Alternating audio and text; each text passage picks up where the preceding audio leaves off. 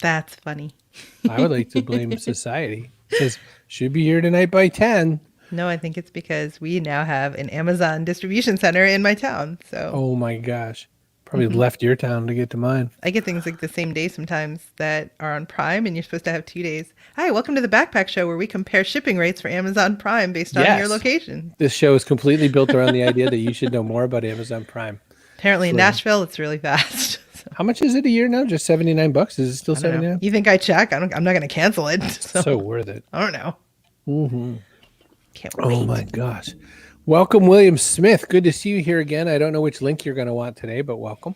Hey, be nice. My You can biological have any link father, he wants. Stephen Brogan, his wife, Diane Brogan. So, Hello. Welcome to the Backpack Show, where we bring you insights about success from unusual places. And today we have not just one, but two very fine authors. We have all the authors today. Well, we have Hilary Hauck. Hauck. What's Hilary Hauck going to do? She's going to talk to us about You're so funny. some books. She's going to talk to us about From Ashes to Song, which is her debut historical fiction novel. So we'll talk with her about that. I'm really excited. She's also like a translator. She's got many roles. She's really smart, and I can't wait. Speaks fluent Italian. I know. I'm so excited.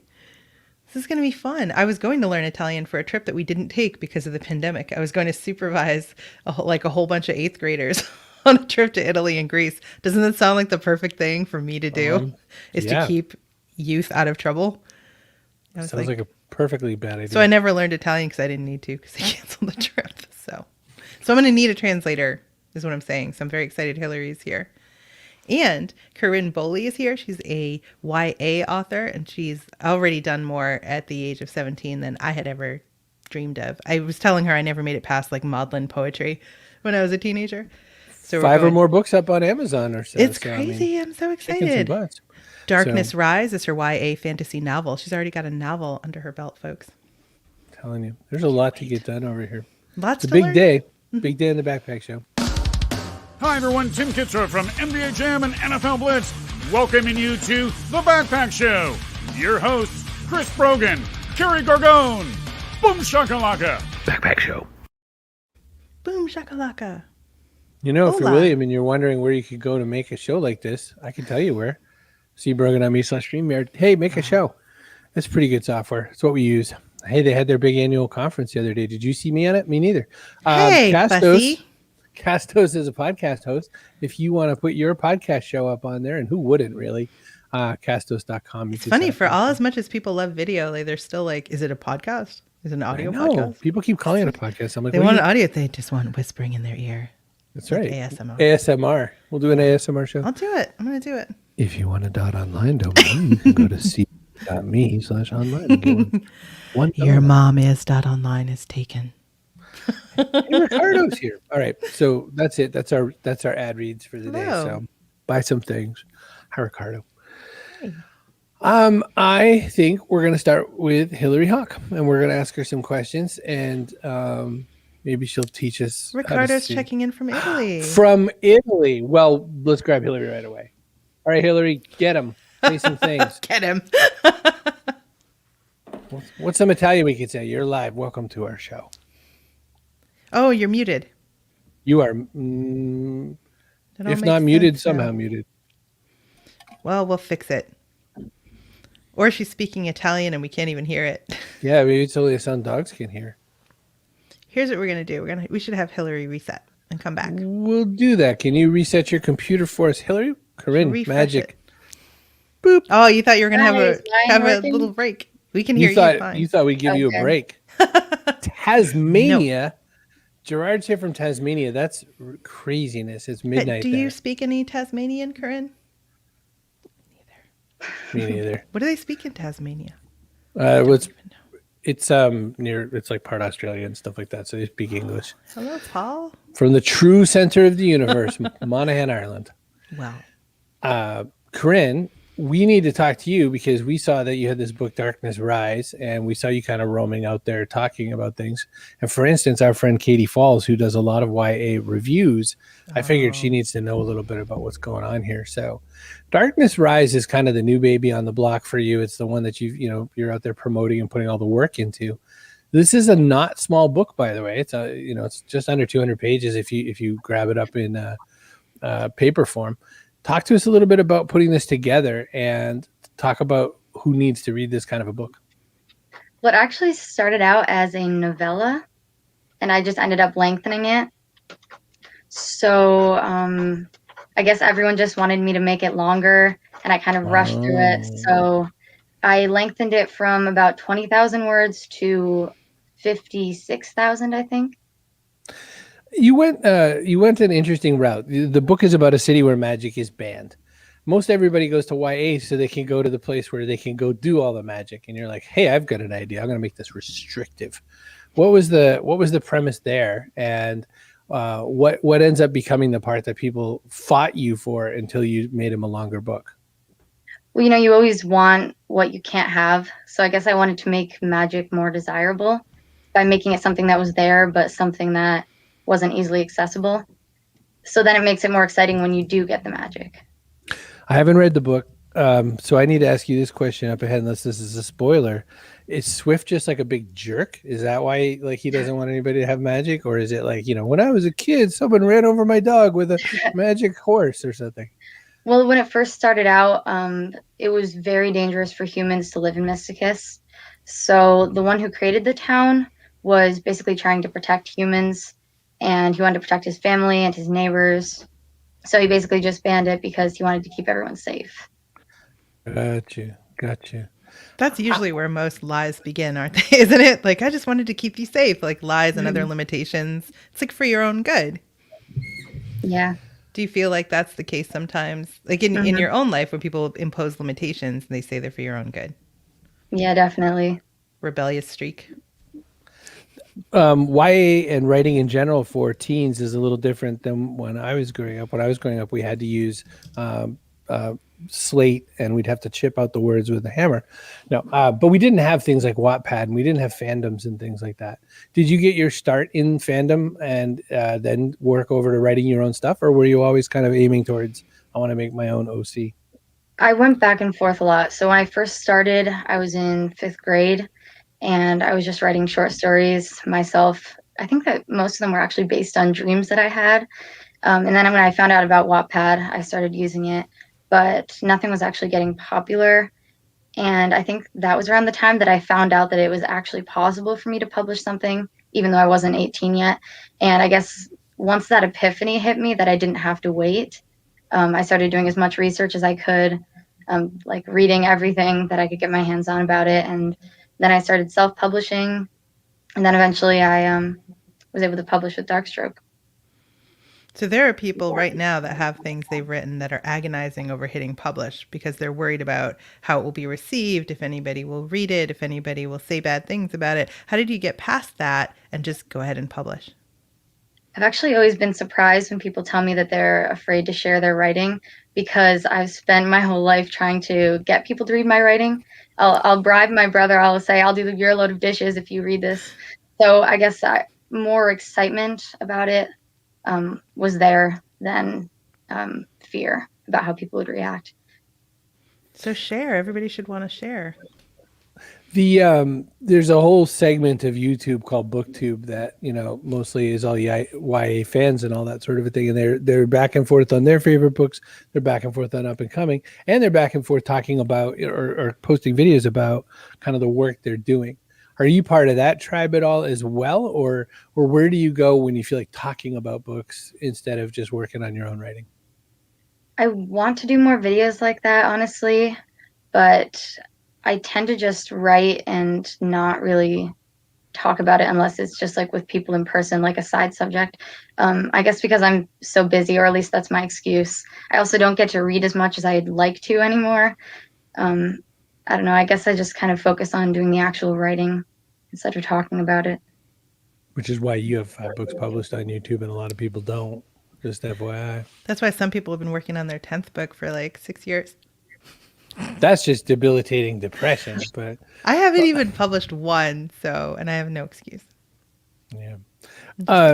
Carynn, there's always more to an author than an author. In fact, the way you can tell an author is that they do 76 other things a lot if they can help it. what are the other facets of you that we're not even going to guess about? I'm very outdoorsy, so I have a lot of hobbies that revolve around the outdoors, like hunting and taxidermy and hiking and all that stuff, which is why I'm actually going to SUNY College of Environmental Science and Forestry in the fall to major in wildlife science. So, So exciting. Taxidermy. That's an unusual hobby. yeah, I took lessons from a taxidermist. I haven't done it very much yet. I've done a few squirrels. Haven't worked with anything really big yet, but I'm hoping to. Now, there's a couple different schools of that. Are you the kind that tries to make it a realistic life scenario, or do you put the squirrel in a cute hat and give them a coffee mug? Feels disrespectful, right, Carynn? That's not nice. I don't know. That is how a lot of people see SUNY SF. It's like, especially when it's next to Syracuse, which is a bigger school. So it is kind of like the cute little brother. That's what they call it anyway. So the people who would maybe make squirrel with hat would be a SUNY FF person. With regards to this book, they forced you into making it slightly longer. Does this kind of wet the whistle for you to make another longer book, or are you going to go back to novellas, or what's the plan with that? I honestly go around a lot. Like right now, I'm in the middle of writing about 3 different novels. And then also I'm hoping to write a novella to follow up one of my other novellas, Dear Jackson. Although I actually was considering turning that into a novel as well and republishing it and then doing that as a novel series. It's really just difficult to, I don't know about to publish novellas really, but it's definitely difficult to get novellas published traditionally, which I want to start doing more. So that's why I'm thinking it might be better to focus on novels for now. How do you know when a dream is just a dream versus when a dream is like the start of something big, like a novel? I guess when I can't stop thinking about it, I always come back to it. That makes a lot of sense. Hilary, our other author, backstage is nodding her head off with you, so it's really kind of fun to see it resonate. One thought I had when I was, kind of looking over your various works and all that is that to get the attention of somebody and have them say they're going to publish something, are they betting on the space because the YA genre is the hottest it's ever been? Are they betting on you? How much do you have to please these people for them to say, Carynn, anything you want to publish, we're here for you now? Like, what's that interaction been like? It's really hard. Like when you publish, at least for me, like when I published my first thing, Darkness Rise, non-self-published. It's sort of like if you don't make a lot of sales in the beginning, people, I don't know if they assume that your work isn't going to make a lot of sales afterward, but that does make it a lot harder for people to have faith in your other works. I don't know if that's the same with other people, but that's the experience that I've had. Yes. Yeah. Yes, it is. It seems like. But don't worry, because Paul just bought yours. Thank you. And Carol said, do you have a writing ritual? Like, do you write at a certain time of day? I go through phases where I will make myself get up early, but I'm very bad at getting up early. I can't really follow through. I'll just go back to sleep. So depending on how motivated I am on the current day, I'll try to get up early and write before I have to do schoolwork. But usually I just end up writing whenever I get a chance to. Does it chase you around? Like if you have an idea for something, does it kind of distract you from your work during the day until you can get it down? I will get very distracted. I've had times where I kind of negotiated with myself where if I finish a certain amount of work by lunchtime, then I can write for an hour and then go back to working. So I'll do things like that. It definitely does distract me a lot. Coach Woodard has the question, does writing about your dreams help bring any kind of resolution or better understanding of them? I think the only problem with writing about my dreams is that sometimes it'll kind of twist the dream and I'll remember it in a way that it wasn't actually true, I guess. So like I'll write about it and then I'll realize that something that I wrote I actually made up, and it'll get to the point when I can't remember what's dream and what's writing. It all springs from the same well, though. That's true. Your imagination.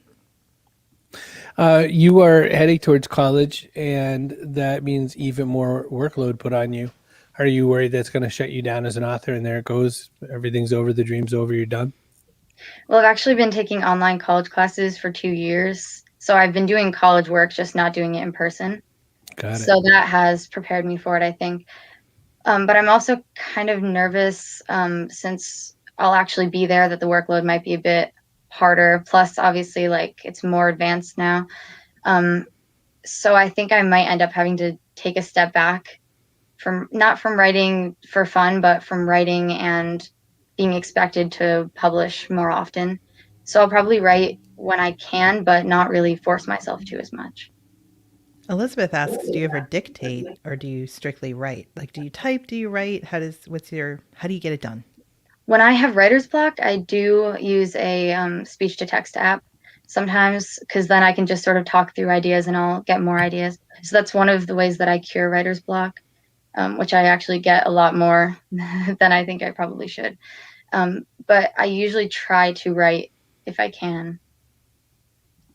Like handwrite or type? Typing. I had a typewriter, and I'm not going to tell you how long ago that was, but long enough that I didn't have an option. That's like very exciting. It could hold one line of text in the like memory of the electric typewriter. But that's how I learned to do it. So actually handwriting for me is harder for creative things. I have two typewriters, but they're very loud, so I usually don't use them. I was the same way. I learned how to write. My parents made me take a typing course in 8th grade, and so that I could type on a computer. But it's interesting the difference I find. You know, you mentioned Wattpad and all that. Are you a person who did a lot of your writing on your phone, or are you a person who does writing on a laptop or tablet? I ask because I feel like the ideas you have are shaped by the mechanical device you're using. I'm curious to know your take. Yeah, I cannot type on a phone. I don't know. I have to use a laptop or a desktop, or sometimes I'll write by hand, but I cannot type on a phone. I can't do it when I'm doing just text, never mind something that's supposed to have like an actual like through line, a plot or anything. Carol has several questions. Have your parents had a role in encouraging or inspiring your writing? Well, my mom actually taught me to read when I was, I think, just when I turned 4. And my dad actually used to write when he was a teenager. He sadly stopped, but I'm trying to convince him to co-write a book with me. And we started it last year. It's a twist on Peter Pan, like a little bit darker, a little bit more adult, I guess. So I'm trying to convince him to keep doing that. But overall, they have been very supportive and helpful, and they'll always post about my books on Facebook and try to get our family to share them and buy them and all that.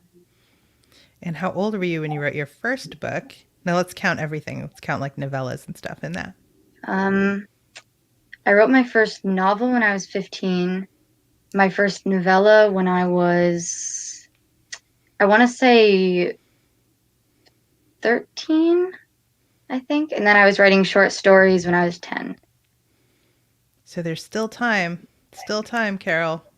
Were you a voracious reader when you were younger? I feel like you have to be. But yeah, definitely. I actually, once when I was in 2nd grade, my parents were called in to talk to my teacher because she wanted to tell them that during free time I was reading and I was so stuck in the book that I wouldn't hear when it was time to be done. So everyone would have cleaned up all the stuff that they were using and gone and sat back down in their desks, and I would still be reading. And she was very angry at me about that for some reason, my teacher. My parents didn't care at all that my teacher said the same thing. My parents were like, huh, okay. Can you imagine that's the thing to be mad about? She's reading. Yeah. Wow. How dare she? Unbelievable. Carynn, it's always weird to get asked by absolute strangers onto a video show. Like, I know it doesn't happen every week for you. What did you do to muster up the courage to be a guest? You know, people are scared to death to come on this camera. Like, how did you do it? How did you muster up and say, I can do this. I got this. I might have read a few articles about how to calm down before a live thing. I'm not really good at it in general. I hate, I won't even watch live shows usually because I'm afraid for the people on the show. I'm thinking they're going to mess up. I don't want to see them mess up. But we do. We mess up every day, Carynn. Every day. And it doesn't matter at all. But that's the anxiety button for you, though, right? Is that sense of if there's some kind of what's the word I want? When someone feels kind of humiliated in some way, that's even if it's someone else, that's a trigger for you. Yeah. Okay. Yeah. I also, I tend to have sympathy pain in general. So I think that probably adds to it. Well, we only invite people on the show that we love, so the conversations are very positive and uplifting, and we celebrate you. So Kind of can't mess it up. This one. No. Well, I'm glad you came on. Listen, we got to stick you backstage, but thank you so much for giving a lot of people something to think about. You're doing an awesome job, says Carol. You don't seem nervous at all. Thank you. I kind of feel a little nervous still, but that's okay. No. If no one else notices, then that's fine. Although it has been pretty fun. So good. We're having a great time. So. All right, kicking you backstage. Shh. See you in a minute. Boop. Now we go from this to another whole side of the equation. We grab Hilary Hauck. Go get the book. We'll see if we can hear something this time. We'll part 2. Hilary, hello. Hello. Are you there? Yes, your dulcet ma'am. tone is let loose to the world. Everyone's like, I didn't know she was British. I would have waited for that. Oh, everybody! I can't believe anybody would have left listening to Carynn. She was wonderful. Wow. Wasn't she? Isn't she? She's still back there. We'll bring her back out at the end. So, man, so accomplished. I'm sitting here like, what was I doing at 13? Not a damn thing. Nothing worth talking about today. Mention, Hilary, that I saw a lot of head nodding, because you're also an author, and your most recent that we're promoting here is From Ashes to Song. Before we dig all the way through into yours, I just wanted to know just how much you resonated with all the stuff that you heard there. Oh, absolutely. Well, a few things, particularly when Carynn said that those stories that won't let go. I have a lot of ideas and I write them down feverishly, but some I don't even need to write down because they murmur to you constantly. And just the journey. What I can't say resonates with me is writing at that age, because I was telling stories and I tried to write at that age, but I didn't have the confidence. So I just set it aside, and I actually made a pledge that I would get back to writing when I was old and wise. And old and wise for me was like 40 years old. I'm still waiting for wise any day now. Yeah, well, I don't know when wise happened, but 40 is not old, so. No. The book From Ashes to Song is set in starts in a vineyard, and all of this kind of experience happens in which this thing that he loves, this life that he loves, this space that Pietro has around him, he has to set fire to the vineyard. There's a problem. The world is, has a problem now, and so everything comes from that. But that's the catalyst. Is there a historical thing to this? Is this from a real event, or what made us make this the focus launching point of the story? Well, I have to say this. I wrote especially this part of the story way before the pandemic. In fact, the whole story was written before the pandemic. But it is a disease that is going through the vineyards, and it's a real disease. It's called phylloxera, and it started in Europe, in France, but it was originally from the US. And the disease was actually carried on the tiny louse that would attack the vineyards. And the way that they tried to stop the spread of it throughout Europe was to burn the vineyards, kind of to form a barrier. But it didn't work. And actually, most of the vines in most of the world are grafted onto American roots that are resistant to the disease. But I did take a little bit of a liberty because records aren't very tight in Italy on when it actually swept through. It probably swept through a little bit earlier than when I've actually interesting. sent it. Oh, so you have to take a little artistic license so that your story elements line up. For sure, yes. So you're a translator, you're a writer, photographer, just a creative person overall. When did this novel kind of take root in your mind as something you needed to create? Well, as I said, I tried to write when I was a teenager and swept that aside. So I thought 40 was a great age to become a novelist. So I started writing at about 38, which if anybody's out there considering a novel, 2 years is not enough. So I am now 50 and finally seeing this book in print. But I was trying to write a different story at that time. And I had recently moved to the US, but not from the UK. I lived in Italy for 12 years and near Milan before I came here. And when I got here, it really wasn't the hey, there's a book. It really wasn't the US I expected to find. I had seen America in the movies, New York and Chicago and Miami, and I came to a coal mining town. And, it was nothing like what I expected whatsoever. But I was just captivated by this town. It was very much carried the flavor of when it was originally built in the 1910s. And everybody in the town had a story. So they had a grandparent or a parent or great-grandparents who were off the boat and had an immigrant story. And they like to tell me because, well, I like listening to stories, but also because I was an immigrant myself. And then I met a lady called Irene Smilnicki, and she actually gave me this necklace, which is 100 lira. So I want a closer look. Hold on, let me make your banner away. Little good luck charm. So anyone who remembers the lira, that's 500 lira, sorry, not 100.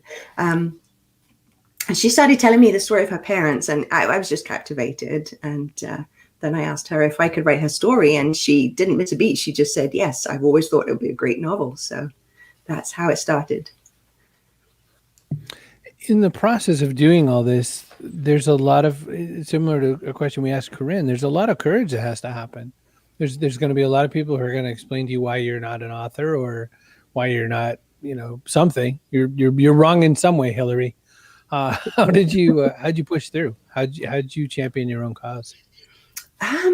Well, I guess I kind of cut off for that, but I found that to be the case in the outer world, but it wasn't a terrible issue for me. But early on, I found a writing community, especially in pen writers, which is a organization for writers based in Pennsylvania.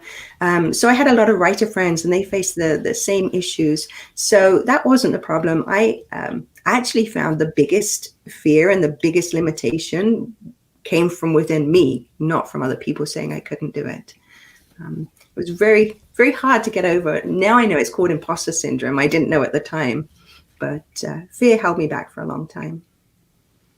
Imposter syndrome. Yeah. I'm just thinking Carynn didn't even have time for that. It was like, oh, my book's already out, so yes. I'm a published author. I did it. So I'll be an imposter later. I did it. Yeah, exactly. I'll save that for another career.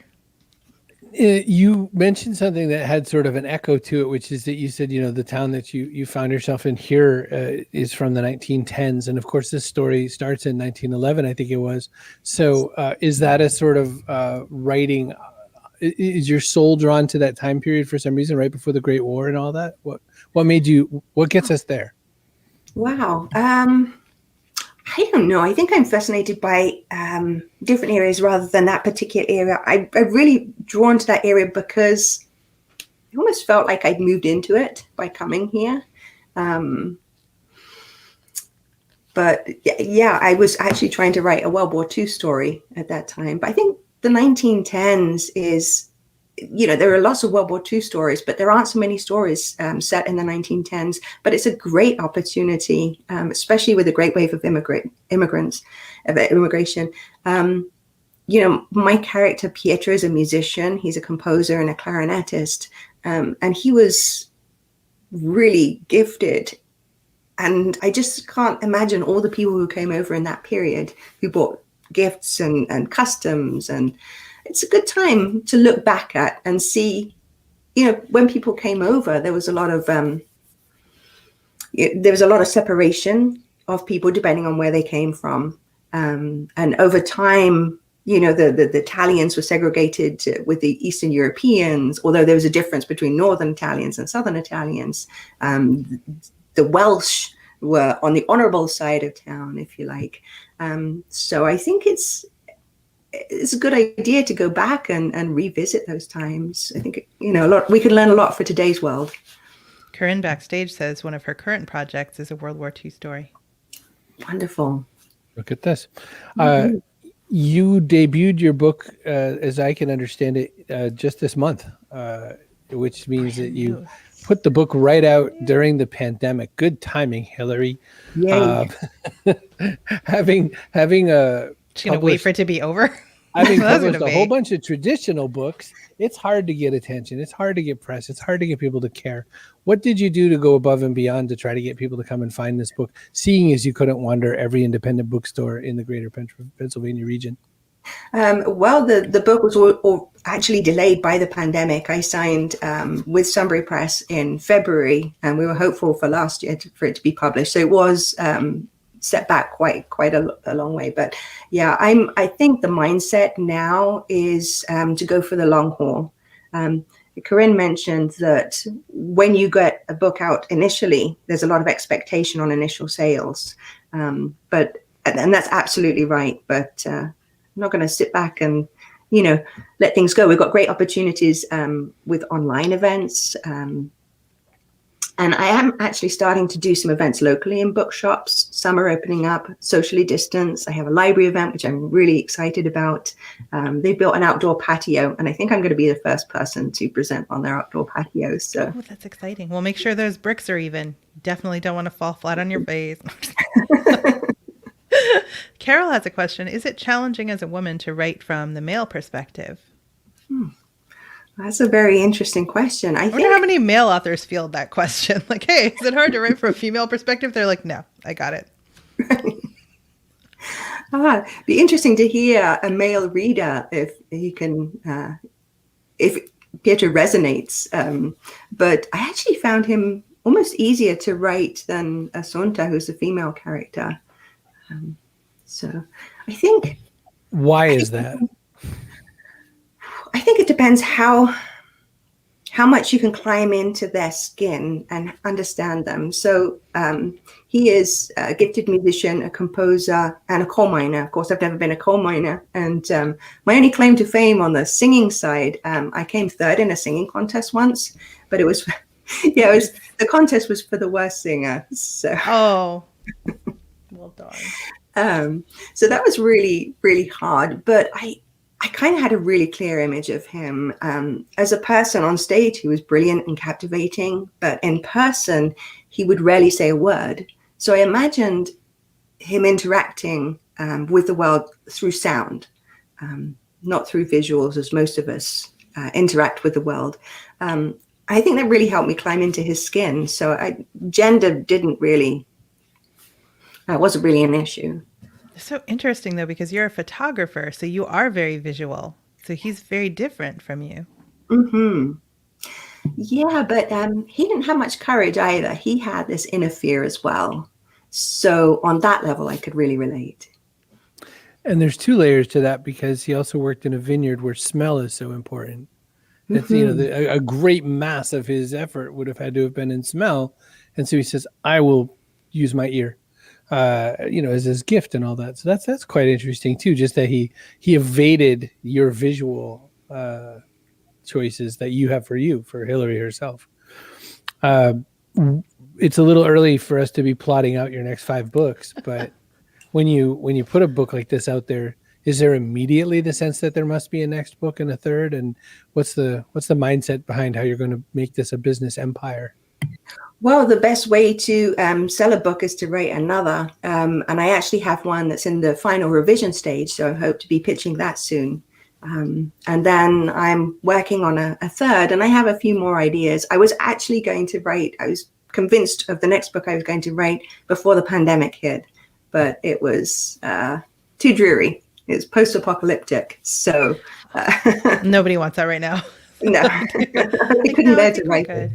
That's actually my fiction genre of choice, and I felt the same way you just said, which was there's no way I want to release a post-apoc book right now because we're living it. So, is historical fiction different than other types? Like, will your other books also be historical fiction? Well, the second book that I'm finishing up now is set in 1964. So I guess you could put it near historical, but I think it's more accurately classified as women's fiction. I have 3. We'll ask Carynn if that qualifies as historical when she comes back out. Or maybe from her perspective, yeah. I know my kids are like, they think the 90s was like the ancient times. So Right. any time before everyone had a phone in their hand, it's like we all had stone tablets. That's how it goes. For sure. So your second book, how did the inspiration hit you for that? Like, did you, for the first, From Ashes to Song, you mentioned you met someone and their family story inspired you. So how did the second one hit you? Well, it's really based on a universal truth that nobody is who they say they are. And we were going on a motorbike trip. My husband rides a motorbike, and I used to ride on the back. I won't anymore because he had an accident. So, but we rode up to the Adirondacks, and I had a lot of time to sit there and think. And I decided I was going to see if I could come up with a storyline based on nobody is who they say they are, and that's how the plot came about. The book now, though, the current book is the way people talk about it. There's a massive amount of work inside of emotional struggle that, as people are engaging in this book, you think a lot about probably your own relationships and how this kind of fight goes back and forth, and just how there's never, like, you never give these people a break. It's from out of the frying pan throughout the entire book. Right. Why did you do that? Why? Why'd you do that to them? You're like, no judgment, but why'd you do that to them? Actually, a lot of the story is inspired, is actually true. So the births, deaths, and marriages are all true. So that is really the reality that they were living. So you didn't choose to kill off a character. People just actually died. Right. And I did vow in my second book, if I can get a reprieve, not to kill anybody. And I don't. Kind of balanced it out a little bit. But the emotional struggle, we don't know anything about their emotional journey. So that tied the fiction together. That was what I had to create. Hilary, as people are thinking about this, and as you've worked with lots of writers groups, my experience with writers groups has been a mixed bag. It's a place for some people to hang out who will never push publish. It's their sort of weird solve that lets them feel like they're doing something. For other people, it is exactly what they need to get the book out there. You want to give us your quick take on writers groups and how to maybe evaluate one so that you know that you're in the right group? Oh gosh, I think I've been lucky, and I found groups that have been supportive. Well, Pen Writers is an organization that prides itself on paying it forward and really supporting others. My second writing group from that, I actually created because there wasn't one in my area. So I carried that mindset. So yeah, I don't really know how to give advice on that. If you go in, well, what are your rules? You just got lucky. How did you just set up your writing group then? What is it? What does it have to do for the people that you serve? Well, one thing I said from the very beginning is there's enough rejection out there. There's enough negativity. So we're not going to have any in the group. And I actually had a little bell, from a hotel. And if anyone got negative, I would have to press the button. But I never pressed it. I just told them I would. So. I love It's a good threat. It's a good threat. Good. It's time on our show to grab Carynn back. And just as I said that, I lost all control of the buttons. But we're going to talk. Me too. Carynn, are you in a writer's group as well? I was, but then it stopped because of COVID. Yes. Wouldn't want to bring the plague to your fellow authors. No, for sure not. Do you advocate for writers groups, do you think, Carynn? It definitely was helpful in my case. I was the youngest by far, and they were really helpful to me. And I did get to go and read my stuff every week and listen to other people's work. It was kind of sad when it ended. I'm hoping that we'll be able to start again. Soon, we hope, right? Let's vaccinate the writers first. Priorities, people. You need to keep her. Because if we don't have books, we won't have movies. And if we don't have movies, we won't have movies. So. You've heard each other be interviewed now. What resonated or didn't with each other's interview? I'm wondering how you did historical fiction, because I've tried historical fiction and I've had such a hard time, because I'll be writing and then I'll think, oh wait, this detail might not be right, and then I'll research for an hour, finish the sentence, and then just do it over and over again. So I'm kind of curious as to how you did that. Well, I think you're right. I mean, I started this book 12 years ago. So there is a lot of work to do. I read a lot of books. I lived in Italy and I came over here. So I had a good sense myself of the locations. But what was actually happening at that time in Italy, what was happening in the US, it took a lot of research. So, yes, it does take a long time. So, We but interviewed Nicole Glover, who wrote The Conductors, which is another historical fiction novel about people leading the Underground Railroad, but there's magic involved. So some people have magic, a whole different universe. But she kind of immersed herself in it for months and months before she ever tried to begin writing. Like she learned a lot about the era first and tried. So she kind of tried to come at it from a different point. Like I'm going to, like immersion therapy, get In a immersed strange in way, this time. I was thinking of another of the authors we talked to who said she spent a massive amount of time researching things like the cockpit on a Spitfire. That was our person who helped out with the what's that show that everybody likes, Carrie, that she was the consultant on. Are you thinking about Sharon Paul?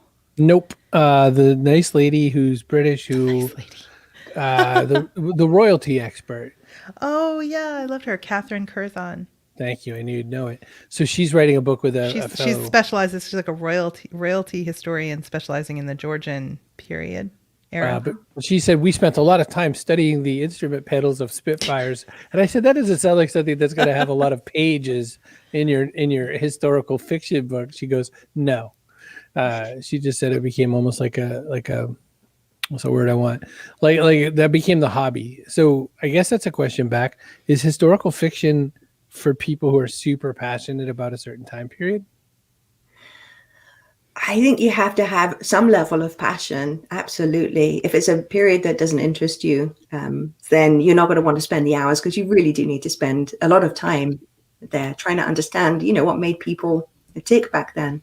I feel like you need a focus group, Hilary. You need to just bang out a draft and put it in a private group somewhere and let all those people who are super into it rip it to shreds and then That's not how that happens. Yeah, then you just fix it before anybody sees I find it very hard to be patient and do research before writing. I just want to do the writing part.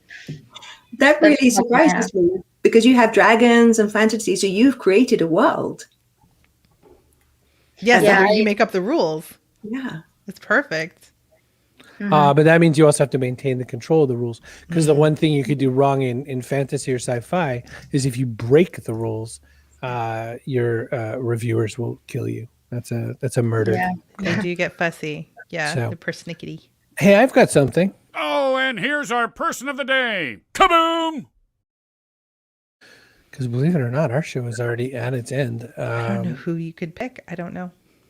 Gee, only one person has 76 questions. So I'm going to give it to Carol. Carol, thank you. Good job. And thank you for asking those questions. There's a lot of important things that a lot of people here also was feeling. And also Carol's the one who reminded us it was Bridgerton that I was not remembering, because I don't watch those shows. Now, Carynn, if I were to say to Carol, you have so many questions, why don't you just pop in with us and ask Carynn yourself? She would be like, absolutely not. So there's definitely people who want to be on camera and people who don't. Either is fine. But for what it's worth, you're dynamite. You did amazing. You did it. All right. People of Earth, this is it. This is the last question. What goes in your backpack?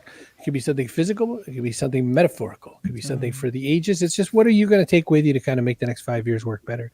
Carrie, for instance, what's a great example of a physical thing that could go into a backpack? Extra set of teeth. An extra set of teeth. Clearly. That was DJ Cumberbund, a remix artist on YouTube. And he said that, and I was like, what? And yeah, so it's stuck with me ever since. No one has since answered something like extra set of teeth. No, it's so good. I mean, people have said like a good whiskey, or, the Bible, or like all sorts of things, different things. An avocado. Yeah, avocado. Yes, that was a member of Clowns Without Borders, like a theatrically trained clown that goes into disaster areas when invited, when they need people to like cheer up the community. And yes, Saida Trujillo said an avocado. So that makes sense. Healthy fats. Yeah. What's a good metaphorical thing people could add to their backpack, Carrie? Kindness. That's a great one. I also liked Pride. Horacio Garcia Rojas from the Netflix series Diablero had said pride, like in where he comes from. So I love that. Devils and demons roaming Mexico City. Call our man Elvis, who is played by Horacio. Elvis So and now we Hauck. get to ask you two the question. Carynn, Bohley, what goes in the backpack? The first thing that came to mind for me was tenacity, for metaphorical anyway, because no matter what you're doing, I think that's the thing that you need the most. It works That for is- so many different things. That's a popular one, and it's a good one to put in there. And I think we get it about every 8 or so episodes. I think we should hope to keep that up because I think it's a super important one. And clearly, you're going back to rewrite your horse book, and you've got all these other things you got to get done, and you're getting ready to finish. Go full bore into college any day now. So, And without that, nothing gets done. You can have all the talent and imagination you want. If you don't sit down and do the thing, it's not getting done. tenacity is a powerful one. Hilary, Hauck, what are you throwing in the backpack? Can I throw out action? Sure. Chris and makes that the action- rules. Action's grand. I think it's a perfect thing to put in, and it's sometimes sorely missing in writing, isn't it? When you sometimes go back and look at the words, and I think everyone's been sitting at the kitchen table for 41 pages. Maybe let's have someone move. Okay, so my action is to show up. Because whether it's at a writers meeting or in your community or at an event, to show up, and you wouldn't run a marathon without preparing. So everything you do leading up, show up. You might not know why you're going to an event or joining a writers group, but it'll make sense in the end. Your countryman, Eddie Izzard, ran 40 marathons in a row on his 40th birthday, 40 days in a row, 40 marathons. And he's never run more than a few kilometers at a time. He said it almost killed his body, but he thought, why not? Let's see if it's hard. And it was hard. I like it. I really like your plan. So it's a good one. Showing up is important. Presence is very important. Late 20th century philosopher Kanye West said, my presence is a present. And then he went on to say, kiss my ass. I don't know what that was about. I think he was feeling grumpy. Oh, dear. But I think, my grandmother read a lot of romance books, but she read a lot of historical fiction because of that as well. So I think she would have liked at least one of our guests today, maybe both. She would have liked them both.